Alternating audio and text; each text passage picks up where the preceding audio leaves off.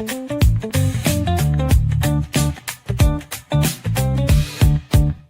right, it is the Matt Mosley Show as we roll on here, and our man Lance is here. Lance Taylor, I've been told he's waiting in the wings. Oh, there you are, man. You're like some of these NFL coaches. You've got that logo on the cap. You got the smaller logo.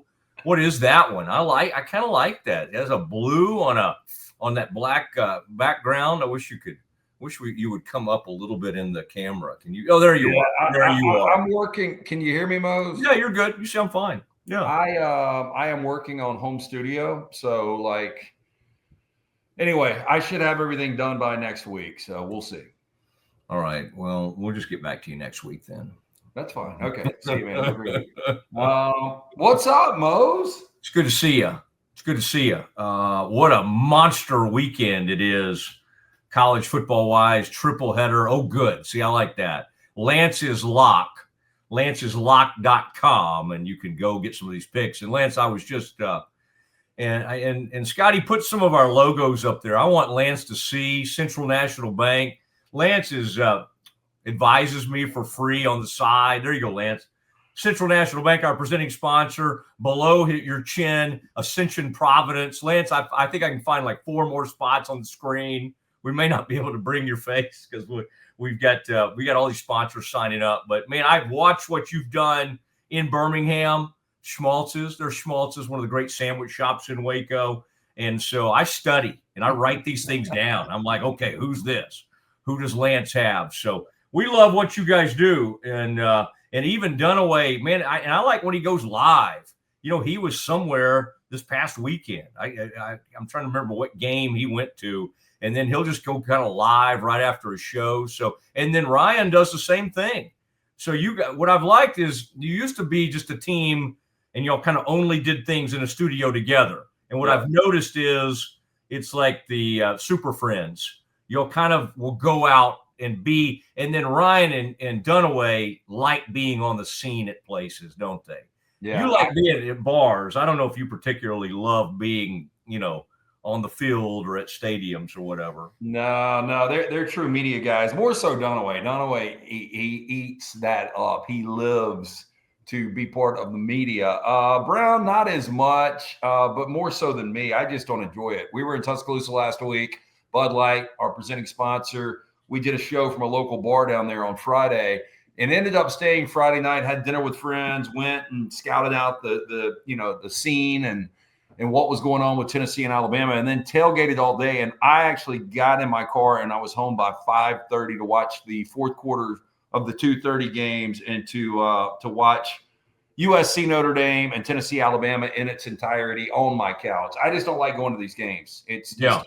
It's a lot, man. Hey, but I appreciate what you've done with your sponsors. Yeah. Hey, you can never have too many, is what I tell people. Yeah, and that's kind of that's what we're taking. Although, boy, you are much better at that stuff than I am. I will say this: I like the next round when y'all do these things. Like right now, you have something up, the Bear Bachmeier. I also was bothered by him wearing number 47. It just seems very odd and off-putting. But the more he wins, it's like if you do it, you better be really good. He's hard to stop. I feel like if you're 47, you better be able to run. You better be kind of a tough kid. And he does fit those roles. But I like what y'all done here because you've looked at some of the other quarterbacks to wear non-traditional numbers. And, the one I kind of forgot about, well, there's the big old Kentucky guy who, man, sadly got up to well over 300 pounds at some point. But Doug Flutie, number 22. We forget, my gosh, Doug Flutie, one of the most famous college football players ever, was running around out there, number 22. And Lance, you and I are about the same age. I think we all remember like where we were when he completed that pass against, that was Miami, right? It was against Miami. Absolutely. And who was that who caught it? Phelan? Was that Gerald? Yeah. And so, but I mean, just him jumping around after that number. But I like things like that. Who's your favorite non-traditional quarterback number ever. Well, you brought up Jared Lorenzen. I mean, Yeah. the what do we call it? The hefty lefty. And by the way, if you Google right now, it's one of the more amazing images. He was playing semi-professional football for, I forgot what city, but it was the River Dragons or the River Monsters, and he was over 400 pounds. Ooh. And I mean, he looked like a out of shape refrigerator, if that's even possible. And sadly, he's no longer with us. But I think for non-traditional, a guy that didn't look the part, but then ended up playing like the part was Jared Lorenzen. I agree. Bachmeier, man, he's the only quarterback right now, though, in the FBS with rushing touchdown, passing touchdown in 5 different games. So, and obviously BYU is undefeated, 7-0 for back-to-back seasons for the first time in that program's history. So Satake is doing something right. They've got a tough one this week in Ames. We'll see what happens there. It's a game I stayed away from. Back to Lance's lock. I do have 11 plays for tomorrow. I've got a couple in college football tonight, but I stayed away from the BYU-Iowa State game. Okay. Yeah, I don't know why Vegas – they can be undefeated, and every time they go on the road, they are the underdog. It's like week after week, they kind of sleep. And I don't know. It's an interesting, but boy, I love Kalani, Satake, and I love Dillingham. I mean, when you talk about these coaches' openings, I wanted to ask you, by the way, on these openings, and we don't know if LSU, if A&M, I want to talk about that A&M LSU game, but that probably would trump even Florida. Is that accurate, by the way? If LSU came open, is that a better job than Florida? Based on the fact that they've won a national title fairly recently, and Florida's been kind of out there in the wilderness since Urban now. Well, I guess knowing you could probably make an argument either way. But of all those jobs that are going to open, are those the two? Penn State obviously is a huge one, but between Florida and LSU, what's a better job? So I think it's LSU.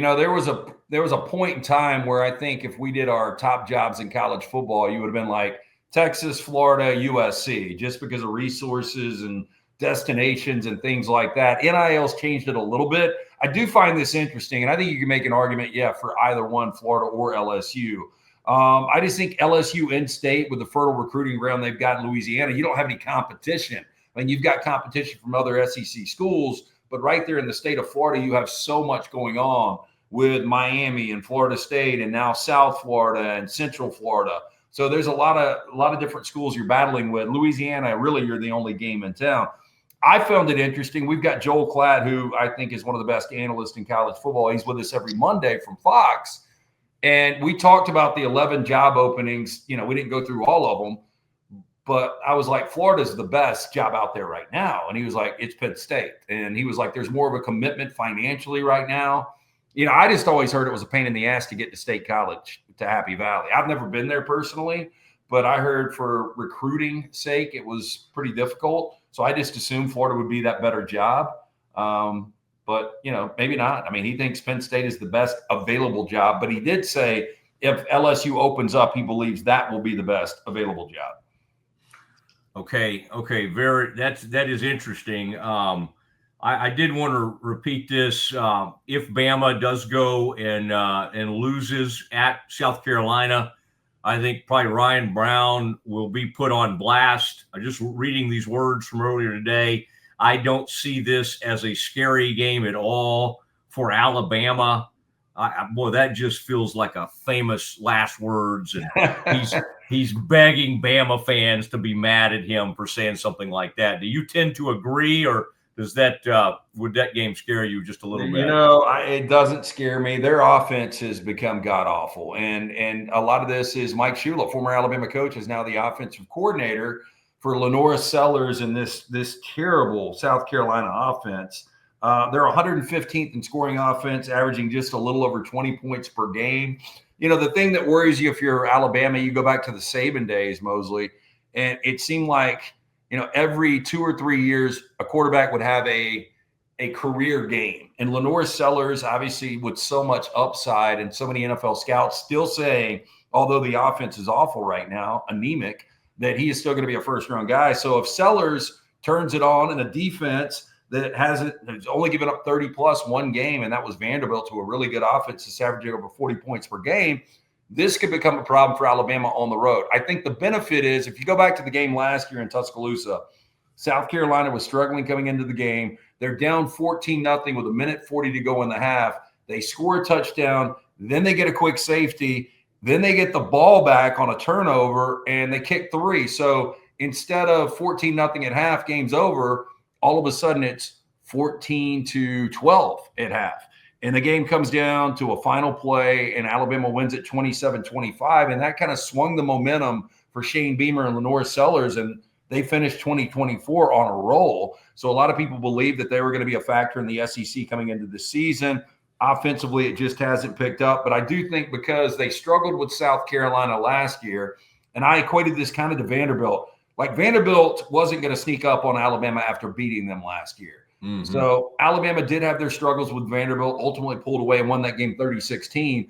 But I think with South Carolina, they're not going to play around with the Gamecocks, knowing they've got a bye in front of them. And this is one of those games they've yet to drop an SEC conference game. This is the easiest one they've played. They've played 4 consecutive SEC teams that are ranked. They've played 4 teams without a bye. First time in SEC history a team has ever beat 4 consecutive ranked without a bye. And so I think Alabama knows what's in front of them. It feels different this year with Kalen DeBoer as well. All right, Lance. And by the way, when you know a coach is about to get fired is when he's being asked if he would consider handing off play calling duties and being more of a CEO type of coach. That is when you just go ahead and just get it over with. And that's where Hugh Freeze is right now. And it's sad because a lot of these are close games, but unfortunately, I don't know that matters. And so, there's another. And the thing is, all these openings, and it's not like we have just a huge amount of like great names, right? The guy at Tulane, I guess James Franklin's now a hot name, weeks after losing 3 straight, getting bounced out. But it's not like we just have these are great names, other than we just throw out outlandish names, right? Oh, John Gruden, Dion may leave Colorado, that kind of stuff. A&M at LSU. I have a daughter at A&M. I've been accused of being a little too Aggie friendly here lately. Did you buy a border collie or a Shetland? Whatever those things are. We have a dachshund. That's a. Is there a Shetland? No, it's a collie. It's not a border collie. Well, border collie. I had a border collie. Border collie is white and black typically. Yeah. But this is a Lassie dog. It's a small kind of Lassie deal. No, and we had a bear. We had to say goodbye to Miss Reveille 9. I have that right, recently, and they had a whole funeral and everything, and I had some really good speakers at that. Now, A&M goes to Death Valley, and man, I looked up some things, and you being a great handicapper and having this incredible service, you look at things like this, but man, Nussmeier, who is supposed to be so great and in the middle of the Heisman race, on throws of 25 yards or more this season, Lance, 1 of 16, I notice. Ugh. A&M, though, coming off a scary game out in Fayetteville, 45-42. Defense wasn't getting it done. Marcel Reed and those receivers are unbelievable. I think that's maybe the best duo in the country. LSU plays good defense, has been really bad on offense. Ags favored by 2.5 at Death Valley, which that has to be new. I mean, A&M's had some success against LSU, but I would have to think it's a very new thing to show up at Death Valley and be favored. LSU went to, where'd they go recently? Vandy, and we're actually an underdog in that game. So what are your thoughts? I'm not saying you have to give us a pick. No. I actually like this game tomorrow. So historically, this is a better rivalry than a lot of people believe. It goes back to the old Southwest days for A&M when LSU was in the SEC and they were fighting for the same recruits. When you look at this game, when it's played in Tiger Stadium, LSU's got a 29-8-1 advantage over the Aggies. You mentioned Blake Baker's defense, and it's so improved. The number 10 scoring defense right now in college football, just giving up over 14 points per game. But the offense, 87th in scoring offense. It's been awful. And Nussmeier is not the quarterback we thought we would see. Ty Simpson, I think, is what Nussmeier thought he was going to be this year. And you look at A&M, the problem for A&M and I agree, Concepcion and Mario Craver, those have been great portal addition adds for Mike Elko in this offense. And Marcel Reed, has played really, really well. And he was missing some throws early, but they were still winning games. The problem is now they're on the road. And I said this before the Arkansas game. I think they're going 3-3 down the stretch. I just don't trust this team on the road. I know they've already won in South Bend. They won last week in Fayetteville. But A&M already beating Notre Dame, which is a ranked team on the road. They haven't beaten multiple ranked teams on the road since 2014. Now you're rolling into Tiger Stadium, desperate LSU team where Brian Kelly, by the way, say what you want about this short tenure at LSU, and he hasn't gotten to a college football playoff. Home night games in Tiger Stadium, Mose, he's 20-1. So he wins these games at night. I think it is going to be obviously an insane atmosphere. LSU fans are growing a little tired of Brian Kelly, but they'll be there in full force. And I think this is one of those night games at Tiger Stadium where they get the breaks. And I like LSU plus the 2.5 winning the game outright here. Okay, I always like to ask you about games that just I don't understand the line because you have a much better understanding of that. And then I wanted to ask you about Cowboys at Denver. Be thinking about that Sean Payton. That line looks fine to me. Broncos by 5.5 or 6.5, something like that. Cowboys are in a bad spot here because Sean Payton would love nothing more than just to put it on his old friend. He does love Jerry, but he also has that sick sense of humor where he thinks it'd be really funny to run it up on him. Cowboys defense, I don't think they got it solved against the Commanders came in with no weapons. So I want you to think about that one a little bit. But Oklahoma favored by 5.5. I mean, I get Ole Miss coming off a tough loss. Obviously, Ole Miss can score with anybody. Oklahoma's had a good defense, but they couldn't handle a Texas team that has been so limited on offense. I know Mateer was just coming back. I don't totally understand that. Why Oklahoma? I just think Ole Miss is a better team. I think three factors here, Mosley. I think when you look at Oklahoma's defense, it could be the best defense in the SEC. I mean, it's second nationally, giving up less than 10 points per game. Mateer has struggled since the surgery. There's no doubt about that. The first 3 games, this is an offense that was averaging almost 475 yards a game. The last 4 games, they've averaged just a little over 300 yards. So they have struggled offensively. But you look at Ole Miss. So first 5 drives for Trinidad Chambliss on the road last week in Athens, they score touchdowns. He was 1 of 10 in the fourth quarter. They completely melt down. When you look at the history of Lane Kiffin, he is 3-15 against ranked teams on the road. He's only 1-6 at Ole Miss on the road against ranked teams. And I just think this is a difficult spot.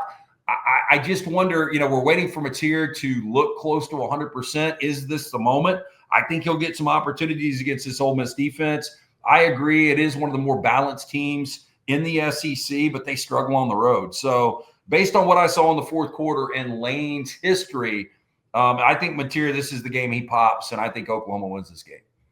All right. And then NFL thoughts. Did this Cowboys bounce back against Commanders? Did that do anything to you in terms of the way you view the Cowboys? They may not have Diggs in this game. You got to watch these world-class athletes on a Thursday night. You can have something happen at home. You can just end up with a concussion. We're really transparent with Lance's lock. The one league that we haven't been able to figure out over the last year and a half is the NBA. We have killed everything else. We are killing the NFL. With that said, I think Dak is playing as well as any quarterback on the planet. And I think when you look at CeeDee Lamb and George Pickens, he is picking defenses apart. It's going to be a little bit different altitude game in Denver where last week was so baffling. This new look New York Giants team with Jackson Dart and Cam Scatterboo, they jump up. The defense is playing with energy now because those guys have rejuvenated everything. And they shut out the Broncos for 3 quarters, and then the Broncos go for 33 in the fourth quarter. Biggest fourth quarter scoring in the history of the NFL, biggest comeback. So I think Denver's riding momentum. This is going to be an elite defense they will see in the Denver Broncos. So I think Dak will struggle a little bit more than he struggled the last couple of games. And I think Bo Nix can have a field day against this Dallas defense. So I like Denver in this spot. All right, man. Well, we need to get you going. Need to get you to the weekend. I'm interested, by the way, in this Todd Furman. You guys had on earlier today, and on the next round. I mean, like, did he? As we try to get our arms around this betting scandal in the NBA, I mean, I guess it makes. I mean, this commissioner was the one pushing, relationships with these companies and doing more. It was at the time it seemed pretty smart and forward thinking. And now I don't know if that's the cause of this, but boy, this is ugly. This is wild, and this isn't just like Jonte Porter, right? This is a sitting head coach getting arrested by the FBI. When you guys talk, and obviously you watch the NBA and cover it from a gambling standpoint, like, how deep do you think this will go? And like, how disruptive is this going to be for the NBA?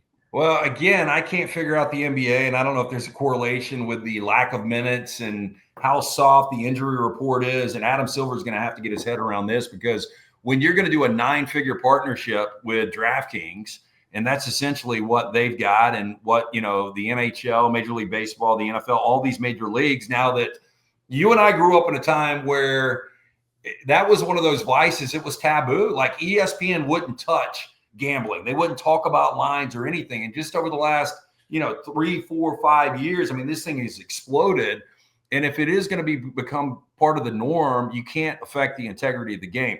It blows me away. And I still think some of the details have been sensationalized. Terry Rozier, how does a guy with almost $100 million guaranteed contract, the initial report was some dude cashed in about $14,000 playing the limited minutes that Rozier played. The Chauncey Billups, there's different layers to it. What was going on with these high-stake poker games, that is fascinating in itself. Did he set up, other players to actually lose to guys that had mob ties? So, I mean, there's a bunch of different ways to go on this, Mosley. But I think the most important is how the leagues are going to figure out these partnerships with, these gambling houses and sports books, and, without affecting the integrity of the game, because everybody's wagering now. Man, who do you, between you and Ryan and Dunaway, who would be the quarterback at the table in one of those in one of those poker games? Who do you think would be kind of the best play caller if y'all got caught up in a mob-backed This is going to blow you away. I don't know how good. I know Brown doesn't play poker. Dunaway plays every week. He got a weekly poker game. I don't know how good he is, but he plays a lot. I have never played. This is going to shock you. I have never played poker in my life. Wow. Yeah. I will gamble on. I've gambled on Little League World Series. I've gambled on U.S. Olympic women's soccer. I've gambled on, the presidential elections multiple times. I have gambled on a ton of stuff, but I have never, ever played any poker. Wow. That does kind of surprise me. And I'll work with you on some Texas Hold'em next time we're together. Can't wait. And by the way, that Baylor-Cincinnati game, watch out there. 50, that really could be about a 48-45 type affair. Bears are going I agree. I'm looking at a track meet. I think Baylor is obviously underachieved. That scoring defense is awful. Brendan Sorsby, one of the best quarterbacks nobody's talking about. Baylor, by the way, 0-5 their last 5 against the number, so not covering Dave Aranda. Oh, man, things are not looking great for Dave, but we shall see. You just never know. Coach Satterfield, he's done a great job just when you thought Cincinnati was in trouble. Lance, thank you very much. Lance's Lock, lanceslock.com, and it's one of the great values out there. And as Lance said, they're having a big season in NFL. There's nobody that knows college football better than Lance. And so, man, congratulations on all the success. And we hope folks keep showing up over there. Hey, Mose, I appreciate it. Free play every single day. You can get on, you can monitor, you can try us out, daily packages. But we've got 2 games up tonight in college football. We've got game 1, the World Series, up and available. We'll be killing baseball. Full slate tomorrow, 11 plays up right now. And obviously the NFL, we've been scorching. So appreciate it. Hopefully when I jump back on you, we'll have having more logos and advertisers next time. We'll have the entire thing dotted. And so, yeah, I'll continue to let you see some of these contracts, some of the things that are going on here on the Mosley Show. Thank you, Lance. See you, Mose. Have a good weekend. LT heads off into the weekend, and man, he knows his stuff, does a great job, and it's fun to have Lance on a lot of different topics for sure. If you want the best for your body, you want Ascension Providence, the largest sports and orthopedics group in Central Texas. Using innovative and cutting-edge technology, we're able to understand your body better than ever, delivering treatment with precision. And with our fellowship-trained and board-certified doctors, you'll receive excellent care. Work with a team dedicated to your health, wellness, and safety. So you can perform at your best. Ascension Providence, caring for Texas families for over 120 years. Drive in the fall at Alan Samuels Dodge Chrysler Jeep Ram in Waco. Huge savings and the best selection in Central Texas. From powerful Ram trucks, Motor Trend's Truck of the Year, to adventure-ready Jeeps and stylish new Dodges, we've got the right ride for you. Upgrading, downsizing, or buying your very first vehicle, Alan Samuels has you covered with friendly service and deals that make driving fun. Don't miss the Drive in the Fall event, only at Alan Samuels. Come by, let's be friends. When Central National Bank decided to partner with Baylor women's basketball, we didn't know exactly what that partnership would look like. What brings you into the bank today? For the last couple of months, I've been noticing a charge on my account, and I would like to block it. I see. So you have a charge, Yes? and you'd like to block it? Yes. I think you should take the charge. What? Yeah, I definitely think you should take the charge. I don't think you understand. Sometimes you just have to take one for the team. Is there a manager available? We love that Coach Colin is all about the team.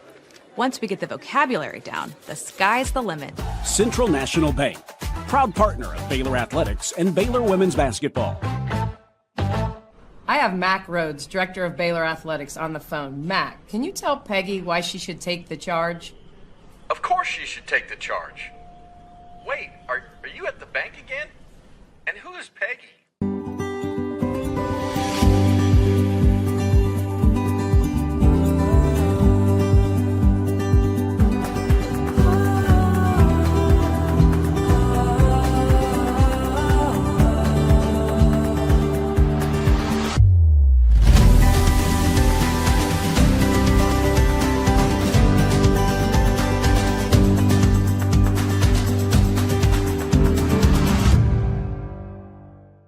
Football is back, and Underdog is the best place to make picks and win money all season long.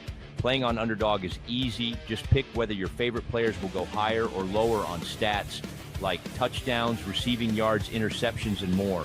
Get your picks right, and you could win up to 5,000 times your cash. You can play with as little as $1. Download the app today and sign up with promo code Mosley to score $50 in bonus funds when you play your first $5. That's promo code MOSLEY. Millions of fans have already won billions making picks on Underdog. Will you be next? Underdog, make picks, win money.